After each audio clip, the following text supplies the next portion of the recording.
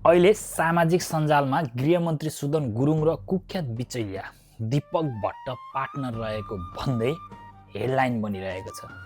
धेरैले यसको बारेमा विरोध गरिरहेका छन्, तर वास्तविक कुरा भने अहिलेसम्म पुष्टि भएको छैन।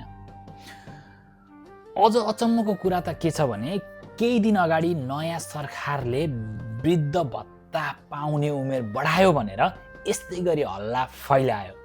पछि के भयो? झुटो साबित भयो। अनि अस्ति मात्रै सबै मन्त्रीहरूलाई लेटेस्ट आइफोन दिन लाग्यो भन्दै हेडलाइन बनाए धेरै मिडियाहरूले। धेरैले विरोध पनि गरे।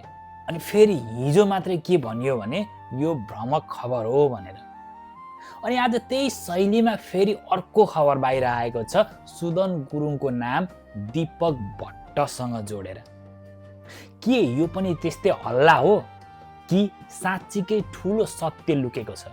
यदि उनी साँच्चीकै पार्टनर हुन् भने सत्य बाहिर आउनै पर्छ, छानबिन हुनै पर्छ। तर पुष्टि नहुँदै दोषी बनाउनु के यो न्याय हो? सोच्नुस् त, आजको नेपालमा विदेशमा बसेका हामी जस्ता हजारौं नेपालीहरूले आफ्नो पसिनाको पैसा कम्पनीहरूमा लगानी गरिरहेका छौँ। भोलि तपाईँ पनि कुनै कम्पनीको सेयर होल्डर हुन सक्नुहुन्छ, बोर्डमा बस्न सक्नुहुन्छ।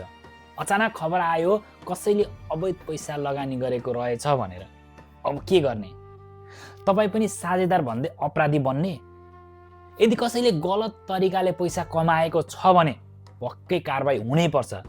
तर फेरि मेरो विचारमा चाहिँ एउटै कम्पनीमा लगानी गरेको आधारमा सबैलाई अपराधी बनाउने हो भने भोलि कसले लगानी गर्छ? तपाईँ भन्नुहोस् त आफै। यस्तो वातावरण बन्यो भने लगानी गर्न मान्छेहरू डराउँछन्, विकास रोकिन्छ।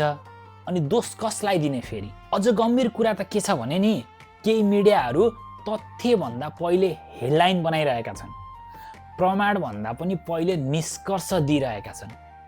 मिडियाको काम सूचना दिनु हो, तर निर्णय सुनाउनु होइन। यदि यही ट्रेन्ड चलिरह्यो भने आज एक मन्त्री, भोलि अर्को मन्त्री, विकेट झर्ने खेल जस्तै यो राजनीति पनि चलि नै रहन्छ। अब हामीले के रोज्ने?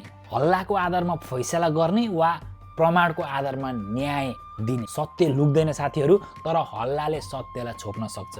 त्यसैले सत्य आउन दिनुहोस्, तर हल्लामा बकिने होइन।